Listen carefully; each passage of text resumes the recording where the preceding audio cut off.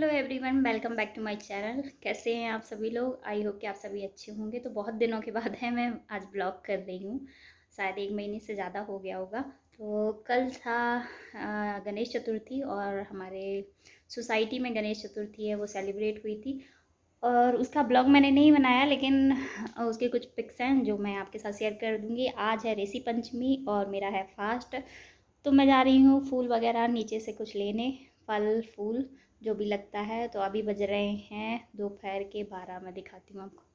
तो अभी 12 बजने वाले हैं। मैंने पूरा अभी क्लीन किया है, झाड़ू पोछा सब किया है। क्यारा गई है स्कूल। क्यारा गई है स्कूल, मेरे हस्बैंड गए हैं मीटिंग में और अब मैं घर में अकेली हूँ। तो बस अब मैं जो भी फूल और फल हैं वो नीचे से लेने जा रही हूँ और आके फिर पूजा करूँगी, क्योंकि इसकी पूजा है वो इसी टाइम होती है 12 बजे के बाद।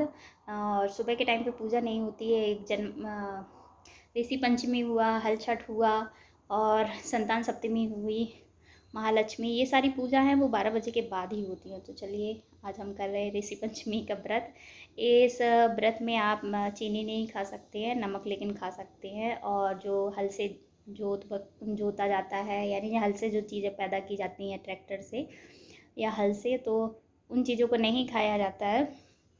तो केवल जो पसई के चावल होते हैं वही खाए जाते हैं। और आज के दिन भैंस का दूध है वही यूज़ किया जाता है। तो यहाँ बेंगलोर में तो आपको कोई भैंस मिलने वाली नहीं है, यहाँ पे केवल गाय मिलेंगी। तो हम लोग दूध का आज यूज़ नहीं करेंगे।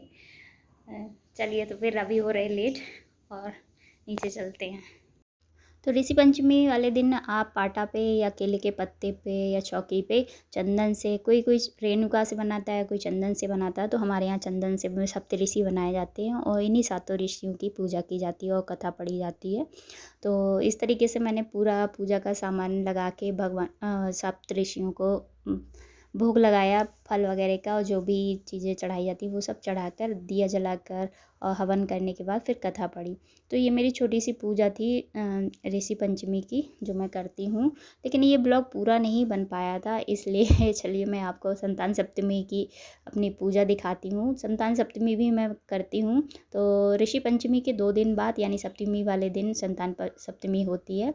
तो ये दोपहर का ही टाइम हो रहा था, 1 बजे, और क्यारा का उस दिन हॉलीडे था क्योंकि सैटरडे था। तो क्यारा और क्यारा का फ्रेंड है वो यहाँ पे देखिए खेल रहे हैं दोनों लोग, और मैं पूजा करने जा रही हूँ। मैं पूरा घर सुबह से क्लीन कर चुकी थी, लेकिन क्यारा और उसके फ्रेंड दोनों लोग खेल रहे थे। तो उन्होंने फिर से पूरे घर में टॉय वगैरह है सब तो सारे टॉय इधर उधर बिखेर दिए थे। तो सबसे पहले मैं क्या करते हैं, चौक डालते हैं। और ये संतान सप्तमी पूजा जैसे मैं करती हूँ, मेरी मम्मी सासू माँ करती हैं, तो मैं वही विधि यहाँ आपको दिखा रही हूँ कि मैं किस तरीके से करती हूँ।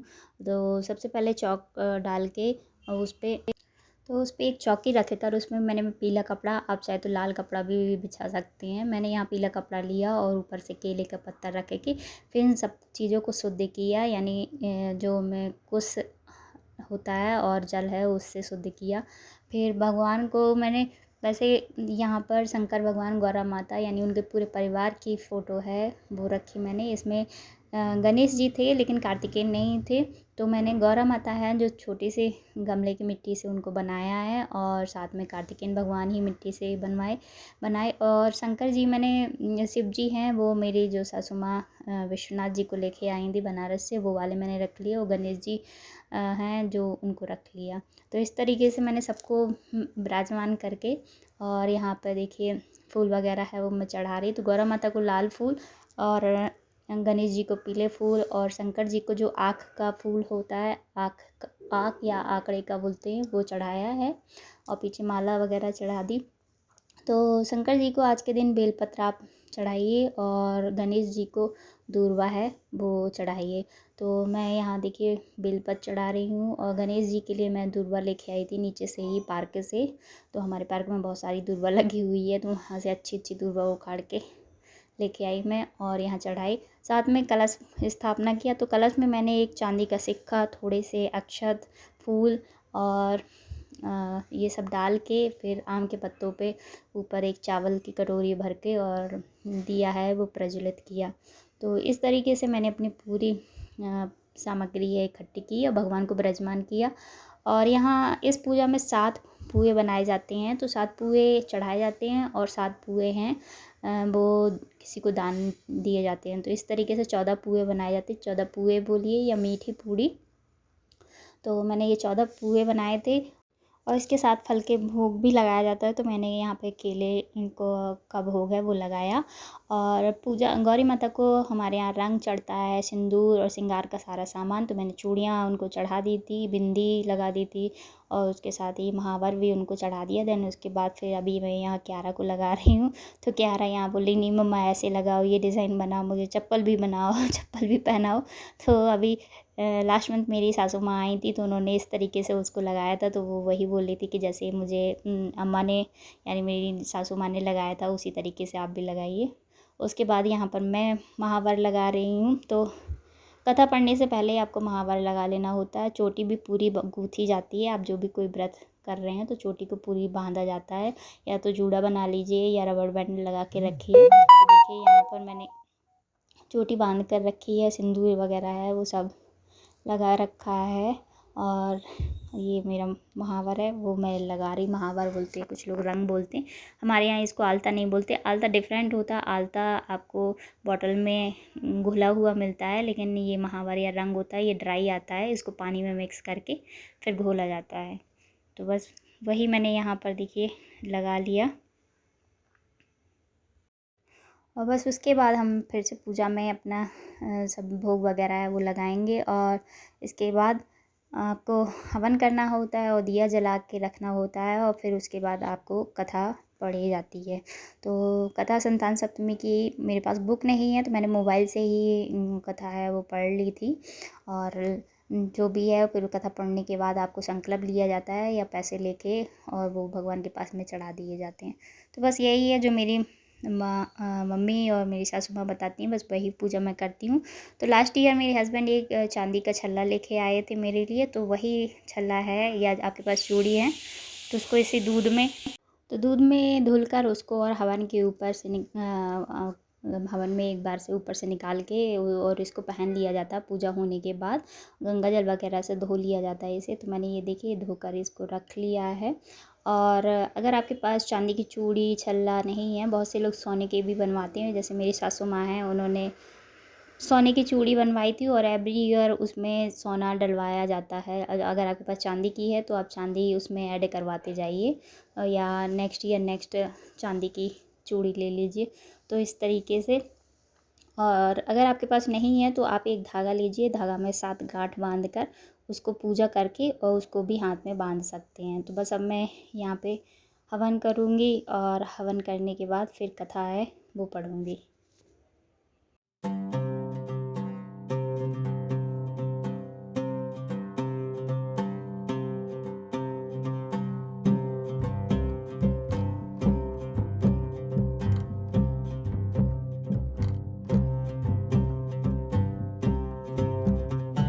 और बस पूजा करने कथा पढ़ने के बाद फिर हमने की आरती। तो आरती गणेश जी की, शंकर जी की और गौरी माता की, तीनों लोगों की जाती है।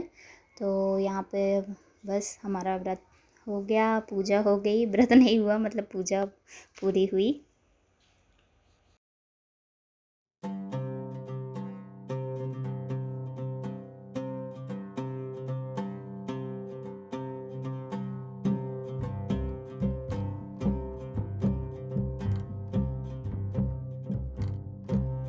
तो पूजा होने के मेरी पूजा पूरी हो गई थी और मेरे हस्बैंड चूड़ी लेने गए थे। मुझे नहीं मालूम था कि वो चूड़ी लेने गए हैं।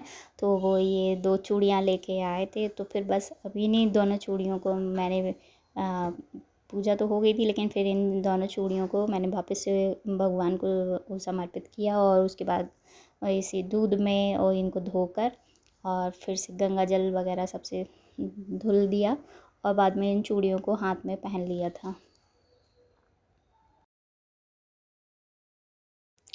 उसके मेरी पूजा होने के बाद मैं आई हमारे बगल में, मतलब हमारे पड़ोसियों के घर में गणपति भी रखे थे साथ में। उनके यहाँ पे सत्यनारायण भगवान की पूजा थी तो उन्होंने बुलाया था। तो आरती हो रही थी तो मैं अपने घर की पूजा करने के बाद उनके घर चली गई और यहाँ पे आरती वगैरह ली। और देखिए ये सत्यनारायण भगवान की पूजा यहाँ पे हुई है, हवन वगैरह हुआ है। और गणपति भी बहुत प्यारे लग रहे थे, छोटे से, और बहुत सुंदर डेकोरेशन उन्होंने करके रखा था। तो बस यही आज दोनों संतान सप्तमी भी और उस दिन सत्यनारायण भगवान की भी पूजा हो गई और उसके वहाँ से लौटने के बाद टाइम हो रहा था 3:30।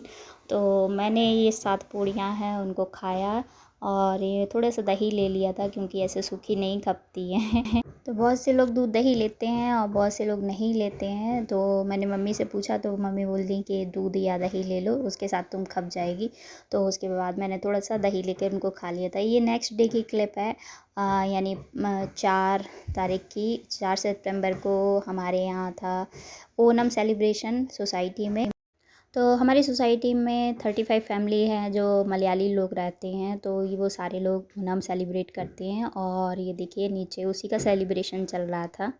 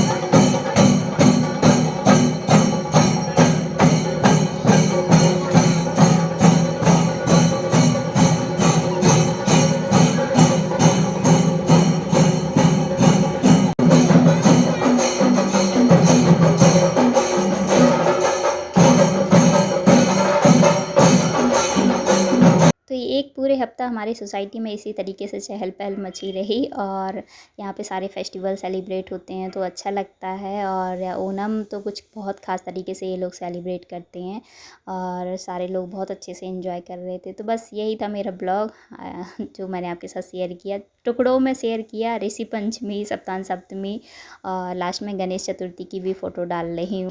तो 4 ब्लॉग बनने की जगह मैंने एक ही ब्लॉग में आपको सारी चीज़ें दिखा दी, गणेश चतुर्थी, ओणम, ऋषि पंचमी और संतान सप्तमी। तो आई होप कि ये वीडियो आपको पसंद आया हो, मेरी पूजा करने की विधि भी आपको ठीक सही लगी हो। या अगर आप संतान सप्तमी नहीं करते हो तो प्लीज़ ज़रूर करिए, चाहे लड़का हो या लड़की, व्रत ज़रूर करिए।